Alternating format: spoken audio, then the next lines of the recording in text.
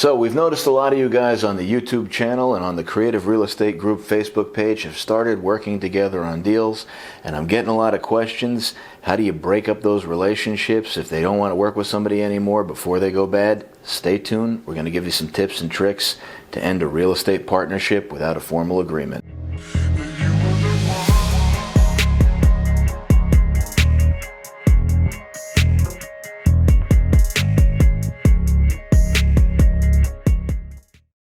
So, how do you split up from a real estate business arrangement where there's no written partnership agreement? This is going to be a little bit like firing somebody and a little bit like a romantic breakup. I'm going to give you some tips and tricks that I hope make it easier.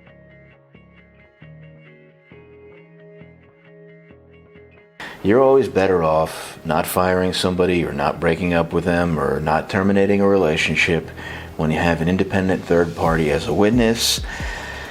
Number 2, or number 1A, however we want to look at it, is going to be recorded. I don't care if it's a video recording. I don't care if it's an audio recording. I know New Jersey is a one-party consent state. So as long as one of the two parties knows that it's being recorded, it's perfectly legal. So the other person doesn't even have to know. You can just hit the voice memo thing on your phone, or you could have a tripod set up and just have your iPhone there ready to go. But trust me, when it comes down to the he said, she said later, and you can just go, let's go to the videotape, like if it's like an NFL replay, you're going to be happy you have it.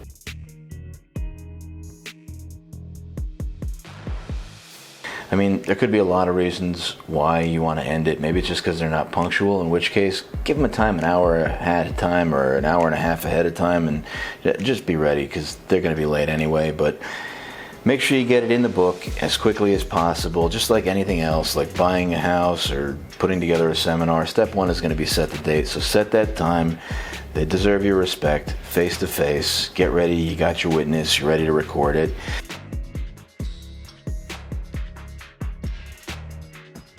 Don't come up with this shit on the fly. If you've decided to terminate a relationship, you're ready to get rid of somebody, keep a list. I mean, it's terrifying the amount of people that I keep tabs on. Believe it or not, I even do this for romantic relationships. Unfortunately, it just becomes a habit after a while. Maybe you've got pros and cons lists on people, but it's something you really need to do. And, you know, I want to get rid of you because you're lazy. You haven't done anything to contribute to this deal. You're trying to ride my coattails, and on top of that, you don't answer the phone when I call you. And when I call you, you should pick up like you got a call from Jesus Christ himself. And that ain't you. I just want to end this right now before we have other deals together. So let's get it done.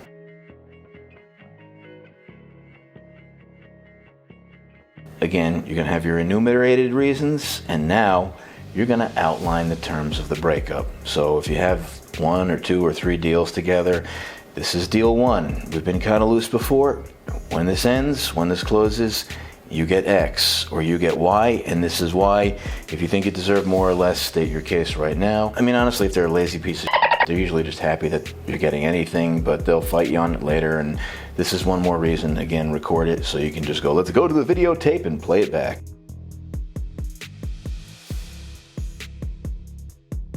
I am going to encourage you to demonstrate compassion by saying what you appreciated about the relationship, what you've learned, how they've made you stronger.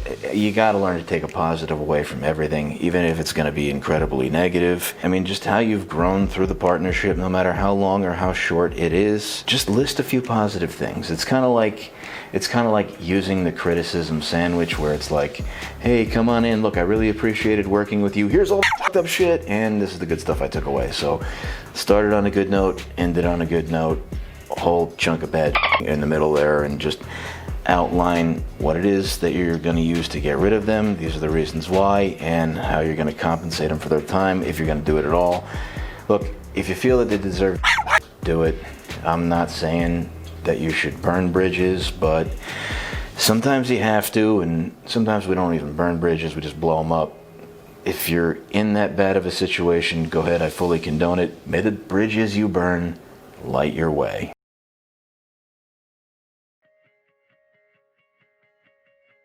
Let your partner know you are engaged and fully present. You are open to answering his or her questions. And again, If you're using your audio recorder on your phone, phone down. If you've got a tripod set up and you're recording it, that's fine. Don't get distracted. This could possibly be the last time you see this person. Give them a mutual respect.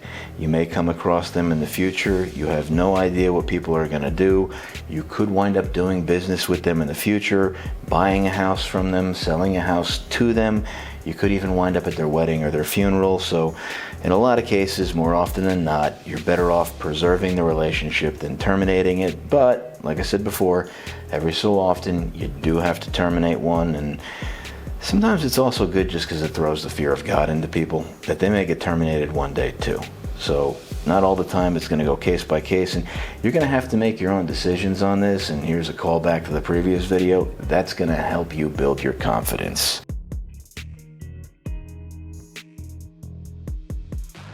Draw a boundary line. If you don't want to talk to them anymore, this is where you tell them, our relationship just ended. I have nothing against you.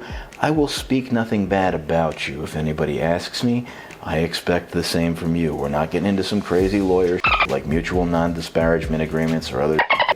Just be a man or a woman of your word. If you tell them you're not going to say anything bad, don't. And nobody likes somebody who's going to talk anyway.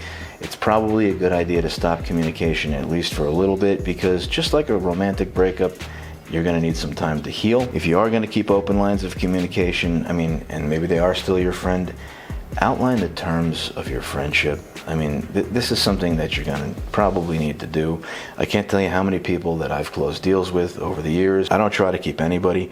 Honestly, I'd rather they just go free, and if they want to come back and work with me, that's great. We're stronger together. Don't hide your intentions, and you're going to learn a bunch. Try to steal it and run away. You're free to go right now. You can go. That's fine. I encourage you. You can't chain the entrepreneurial spirit anyway. My name's Chuck Kohout. I hope you've enjoyed this little piece on how to break up an informal business relationship for a real estate transaction. If you've enjoyed this, give us a thumbs up. Smash the subscribe button and share this video. Talk to you soon. Always be closing. Bye for now.